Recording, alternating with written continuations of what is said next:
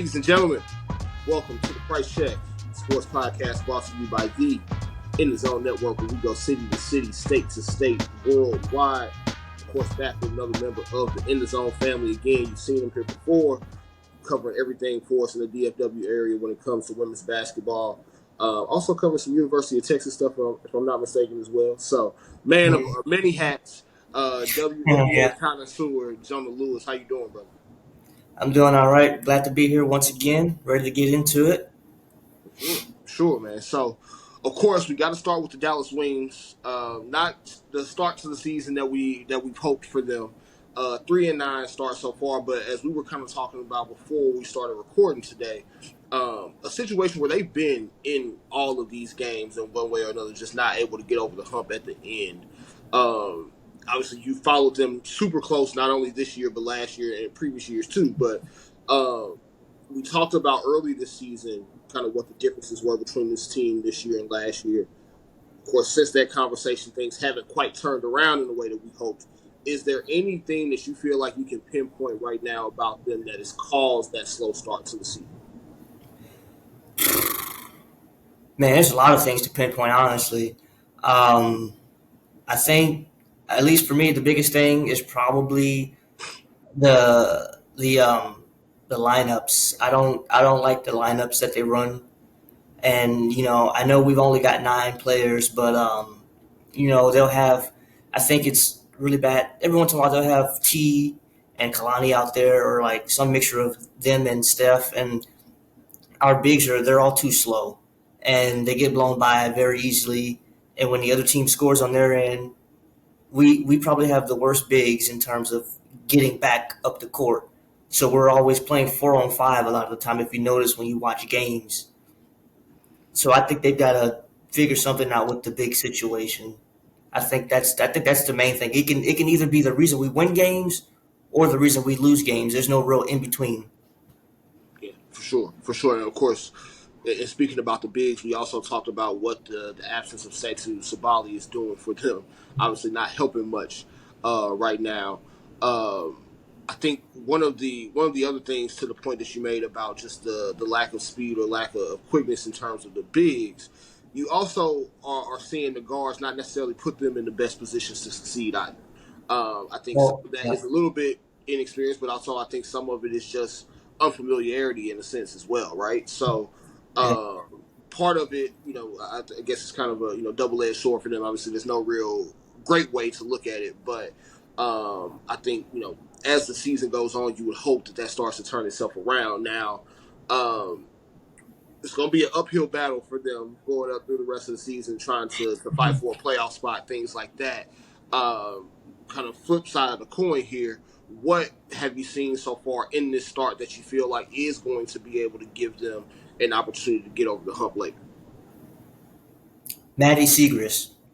Yeah, She has been the biggest bright spot on the team, obviously outside of Enrique. Um, and I was saying this last year. Maddie would only get maybe 8 minutes a game, but when she would get in, you see the energy, you see the hustle, and she always takes good shots, and she doesn't really turn the ball over. And now this season that she's getting to be in there for 30 plus, everyone's starting to see hey, the Wings got something here with Maddie. So I think she's going to be the main key. I think she should be getting at least like 15, 16 shots a game.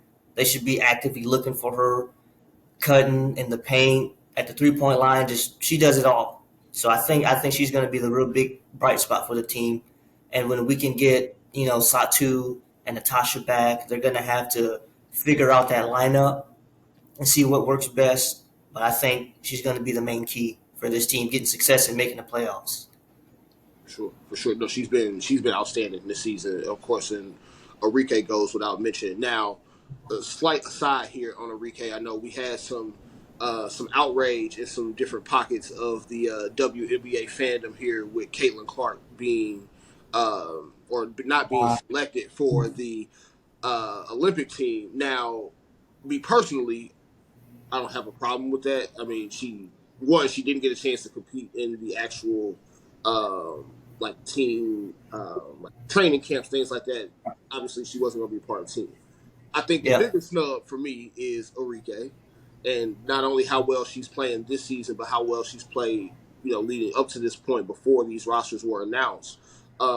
What, if anything, do you see as the reason for her not being selected for Team USA over some of the candidates or players that they ended up choosing? Well, she actually came out the other day and she talked about she actually took her name out of the pool, so she couldn't get picked anyway. But she said she felt maybe she should have been on there the last time, or she was good enough for it last year. Maybe she would have felt differently if she thought she had a good chance of making it this year before just wanting to take her name out. Yeah, Um, and the thing with Enrique is a lot of people have she's real. I don't know if I want to say misunderstood or it's misunderstood. I'm gonna go with that. I think she's misunderstood because when people watch the Wings, they see she takes 15, 20 shots a game. She's inefficient. She's a volume shooter. I mean, that's gonna happen, right, and people just have this assumption if she was to be on the Olympic team that she's just gonna do that same thing. Like, no, everyone who makes the Olympic team adjusts their play for the people that are around them. She's not. If she was on the Olympic team, she wouldn't be taking 20 shots. She wouldn't have to. right. So the fact that people think she would be a detriment to the team is kind of crazy to me. Like, no, if she was on there, she'd change up her solid play to fit the people around her, just like everyone else does. You fit for the people around you. You have to change up the way you play versus when you play on your regular team. So, and we don't know if she's going to play for Nigeria or anything yet. I checked their official website. She wasn't listed, so I don't know what's going on with that. But yeah, just her taking herself out. I guess she kind of explained why she felt the need to do that. And I mean, I can kind of see it. She works in the business, so she kind of knows what goes into all of that. I mean, it's unfortunate, but I think if she hadn't taken her name out, then yeah, it definitely would have been probably a really big snub because you've got what's her name, Chelsea Gray. She makes a team, but she's injured. So I know she can be replaced, but to even make it while hurt is kind of crazy. Yeah, that was one that kind of caught my eye, even for the folks that were on the Caitlin Clark bandwagon of it all. That was one that I could kind of understand them having a little bit of a gripe with. And we've heard, before that, especially since Gino Auriemma has a big say so in the Team USA process, there's usually a heavy bias towards players that he's either coached on Team USA before or players that Mm-hmm. have gone to UConn. Of course, Diana Taurasi's name came up, which to an extent I get some outrage there, but at the same time, she's going for her sixth Olympic gold medal. That's something that we've never really seen in many team sports like this. So I think you got Yeah, to give her. she's proven. She's proven. So I mean, I can't have any gripe with her being selected, despite her being 40. I mean, she's proven six. She's got six of them, Yeah, and she ain't slowing down no time soon. So I can't be mad at it. no, you can't. DT, you got to give her some grace on that one. So I do think moving forward, though, I'm interested to see how that thought process or how that just really the participation in the Olympic process, specifically on the women's side of things, moves forward because you got guys like Gino RM. I don't know when he plans to stop coaching, but I think he's going to be around for at least another Olympics beyond this one. Yeah. And you got some folks that have kind of been in that process before that aren't going anywhere. But you have a game that is changing to the point that we were talking about with Enrique. I think there is an athleticism, a quickness, um, an unorthodox style about her game that would be beneficial to the Olympic style of play. But I understand from her and while you don't want to deal with the politics of it all. So Hmm. there's always that. Now, She, uh, she would she would easily be their best clutch shooter. That's for sure. for sure, for sure. So I think that's something to keep an eye out on. In years moving forward. But regardless, I talked about it on this show last week. Um, this is going to be their eighth gold medal in a row if they win it. So it's not like they're hurting for players or hurting for wins at this point. They know they've got a proven system that's going to work here. It's just you do want to try to see some new blood mixed in that team sometimes when you can. Oh, Now, yeah, yeah. um, taking a little bit more of a 10,000 foot view of the league and kind of taking it off of the wings specifically. You got the defending champion Las Vegas Aces, who are struggling a little bit right now. I believe losers of 5 out of their last 6. Um, I guess from what you've seen of them, what can you kind of talk to specifically for what's happening for them right now, as far as why they may be having that little bit of a slide? It's a couple things, and Becky Hammond, she kind of mentioned it before. They show up to games and they think they're just going to win. They got so used to that from last year, and that's just not the case this time. Obviously, Chelsea Gray, Jackie Young being in and out, with the injuries and illnesses, that obviously hurts your team. But it was a point of contention last year. They didn't have much of a bench last season, and they still really don't. Right. The role players really aren't that reliable most of the time. So this year they really haven't been able to hide that with their injuries and people having to step in. No more Candace Parker. So I think they've got to look if they can. They just signed someone, Tiffany Hayes. They just got another center in there. I'm not sure when she's gonna start and play, but they're getting some quality people in there to make up for that. But aside from that, like the coach said, they've got to not go into games thinking they're just going to roll over people and win. Their effort hasn't been the greatest. Their defense hasn't been the greatest, which is really weird because that's usually a bright spot for them. And Asia, she can't do everything by herself. She's putting up crazy stats, but she's got to get some help from Plum and all the other ones who are usually on their game, but lately been kind of struggling.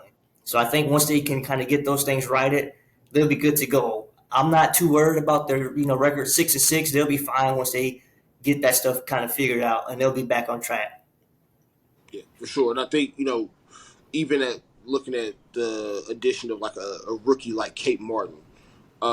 Kate Martin, good player, but you probably don't expect Kate Martin to come in and have to play the amount of minutes that she's played for a team that is the defending champs in the way that she's had to play so early this season.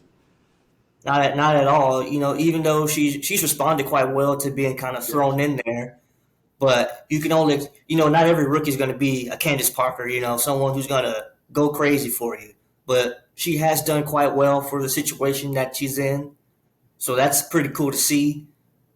But again, they're going to have to keep relying on Asia, Kelsey, Jackie, and Chelsea when she gets off her minutes restriction to really kind of carry their team one more time.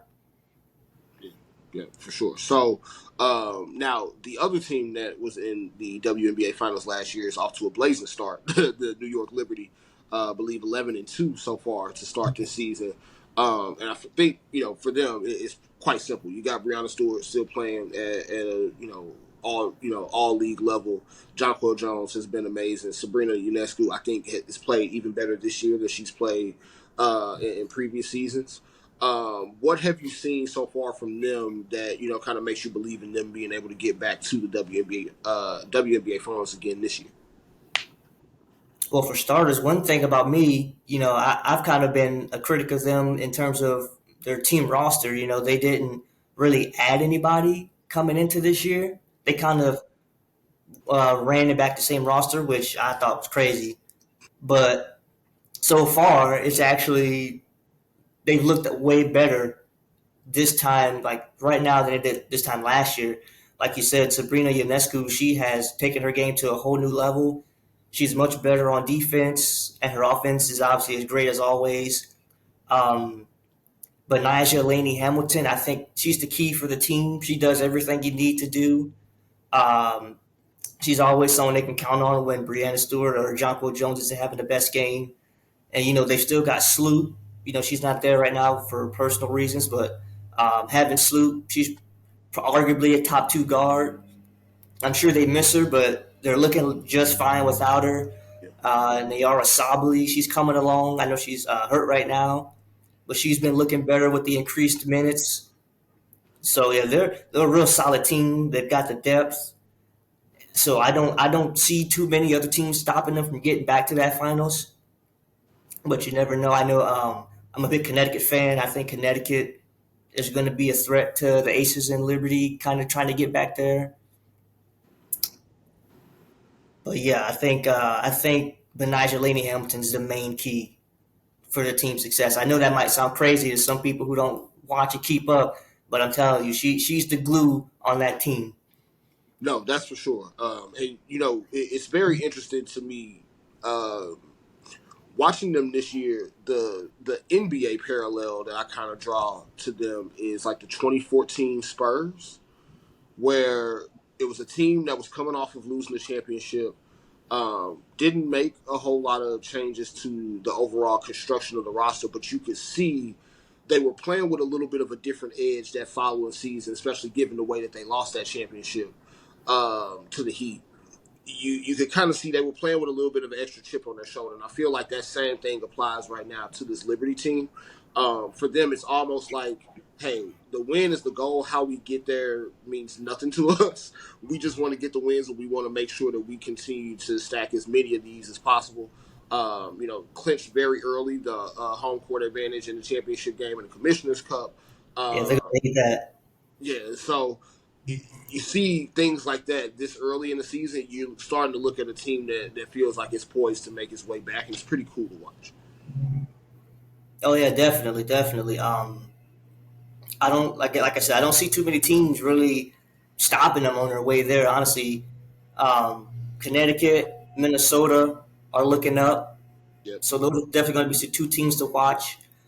And the seventh and eighth seed, Seattle.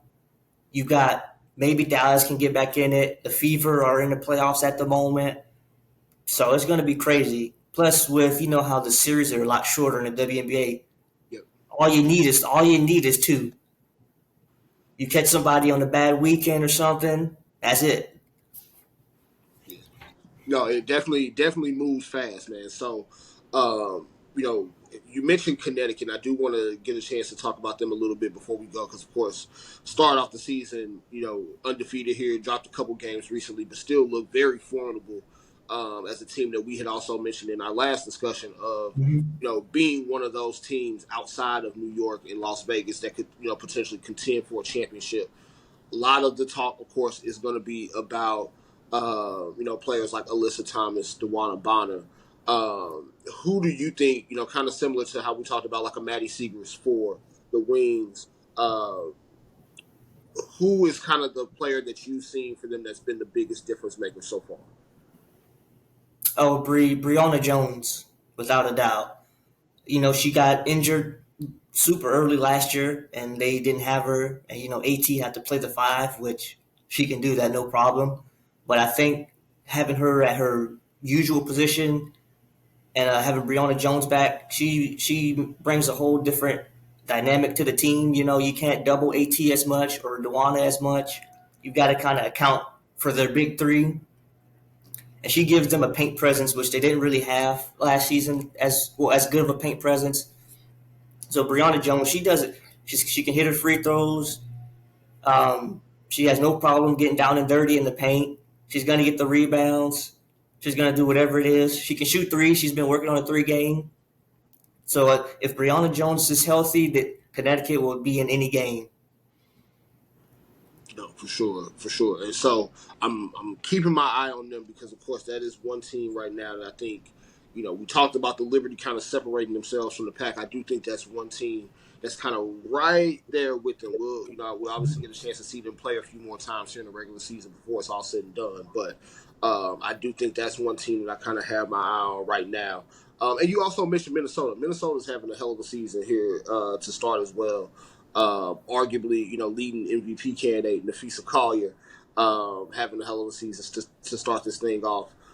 So I think they're also in the mix as well. But Connecticut has been that one other team besides New York, at least in my opinion so far, that has seemed like they're already in a kind of late season form, even though we're only about a third of the way through the season. Yeah, Connecticut, they don't have too many gaps in their game that you can exploit. They're just like the Liberty. They've got depth, Yeah. top to bottom. So every position is stacked on their team. Um, the fact that they can kind of win games sometimes without even having to use their bench, but they can go to their bench and still get the same production as if it was a starting five out there. You don't see too many teams being able to do stuff like that. I think I talked about it a little bit with some people on Twitter. Coach Steph White. Her lineups are a little iffy, at least for me.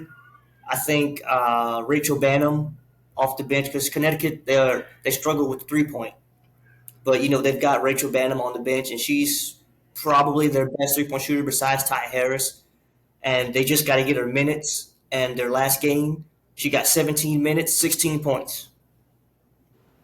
Yeah, little bit of a microwave effect on that one, right? Mm-hmm. Yeah. For sure, man. For sure. So before we go, I do wanna give you a second to chime in. I know the last couple weeks in terms of just overall coverage of the W, discourse around it. Some of it good, some of it bad, some of it outright ugly. In terms Yeah. of how the league has been discussed. Just give me your thoughts, at least right now, even outside of just the Caitlin Clark of it all. Where have you kind of seen this thing go wrong? We've expanded the coverage of the league, but that has come with some folks who haven't been necessarily watching the games having some strong opinions that they're pretty loud about. What takeaways do you have, at least so far, in terms of what you've seen regarding the growth and coverage of the W this year? Man, this is a rough one. I think it's been an awful job by most media outlets, whether it's podcasts, First Take, TV shows, ESPN, whatever. I think it's been terrible. They've got people out there. They don't. It's very obvious when they're speaking. They don't necessarily know what they're talking about, or they're super new and they're just kind of saying things that really aren't true. Maybe when you're a new viewer and you're judging somebody, you've seen them play maybe 2 or 3 games and they play bad in all those. So you start just saying, they suck or whatever the case may be, when that might not actually be the case. It's basketball. You're gonna have some games where you look like MJ and some games where you look like Kwame Brown. I mean, it's gonna happen. But I think the media's done a really poor job of they focus on the wrong things, like focusing on fouls or things that they think are fouls. Like the other day, Dejanay Carrington was kind of mocking Caitlin Clark for trying to. Well, she did flop to get a foul call. Like, why are we spending segments and articles and stuff like that? We're spending time on things like that, single plays and 40 minutes of great basketball instead of talking about that. Asia Wilson's again, she's having a crazy season, one like we've never seen before, setting records, and it's been crickets for most people. You've got Enrique, she's had what I think 10 straight games of 20 plus points, crickets. You've got Minnesota Lynx, Nafizia Collier, my personal MVP pick at the moment. The Lynx are killing it, crickets. So there's all sorts of storylines and things they could be talking about, like meaningful things, but we get hung up on fouls or what's not fouls, and all this craziness on Twitter of the players having to deal with all sorts of nonsense from fans and whatnot. So I think people need to chill out and bring it back to just basketball. Like, these are women playing basketball. It shouldn't have to go way outside of that. So if we can just get it back to basketball and actually talk about things that are meaningful and things that are actually happening on the court that aren't fouls and whatnot, talk about the actual players and the games we're seeing, then we'll be good. I'm not sure if that'll actually happen, but that's where we should be, but we aren't there yet. We're focusing on too much of the trivial nonsense. Yeah, man. I think the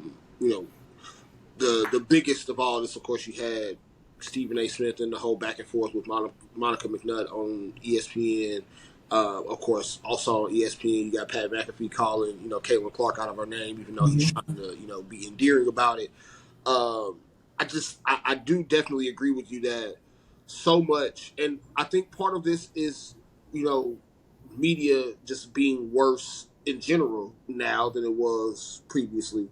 Um, but I also, in a weird way, blame how we look at the NBA, and we essentially just thought that we could like rinse and add that outlook Yes. to the W. And while it's the same sport of basketball, it's two different games. And I think that's something that should be very evident to anybody that has watched the W, whether this year or previous years. It's a much more physical game. They play below the rim. It's a much more skill dependent game. And in the sense of like a Caitlin Clark, we're not supposed to make it easy on her. It's not supposed to be something where she's just supposed to walk in and be able to do exactly what she did in college. She's playing against elite players that have been in this league for multiple years now. You got vets that she's going against that have been in college long before she was even in like high school. So you're going up Yep. against grown women. There's going to be an adjustment period. And I think there's an adjustment period right now with the media coverage as well, where they are going to have to start watching these games. They are going to have to be a little bit more dialed into the actual on court basketball as this thing continues to go. Because I also don't think that fans are going to continue to allow that discourse to just be the end all be all. I think for the fans that are like us, actually watching and tuning in, I think it's going to be very difficult to start or continue to rely on these different media outlets to give us what we want when it's not going to be basketball centric. And you have so many of those storylines that you mentioned: Asia Wilson, Nafisa Collier, what's going on with the Aces right now in general, the start of the season that the Liberty are having, the start of the season that the Sun are having. So many other storylines that could just be about basketball that we're missing out on. And I think if that is going to continue to be the product that the media pushes out, I do think over time it's going to be a little bit stale on the fans of the W. Yeah, definitely. I really agree with you on the comparison to the NBA, and that's one thing I really hate about the NBA is the way it's talked about from fans all the way to media personalities on TV. I mean, at least in my opinion, NBA has the worst talks of any sport when it doesn't have to be that way. They're more concerned about trying to get every superstar to the Lakers or all the big market teams, just crazy things that don't matter instead of talking about actual basketball, Like we've had the finals going on and they were talking about the Lakers and Dan Hurley from UConn. Like, what are we doing? The W doesn't need stuff like that, but that's pretty much what we've gotten in the first 2 months of the season. And like you said, we just need to get back to talking and discussing actual basketball storylines. And there it is, man. There it is. So, Jonah Lewis, everybody, Jonah, let everybody know where they can find you, social media, and your work. I am on Twitter and I post some articles on medium.com at the future. That's THEFUTXRE. There you go. There you go. So, ladies and gentlemen, thank you for joining us on an actual basketball talk regarding the WNBA for the most part here. Of course, that has been Jonah Lewis. Make sure you check out everything that he's doing for us here in his own network and outside of it. Some great pieces that you've been able to put out so far, and of course, just great outlook overall and perspective on the WNBA season thus far. And of course, keep tuning in here at the Price Check as we continue talking, of course, NBA Finals for as long as we have it. We'll continue talking WNBA throughout the rest of the season and playoffs. And then soon enough, we'll even be getting back into the swing of football, man. So, of course, I am your host, Josh Price. And until next time, folks, checking out.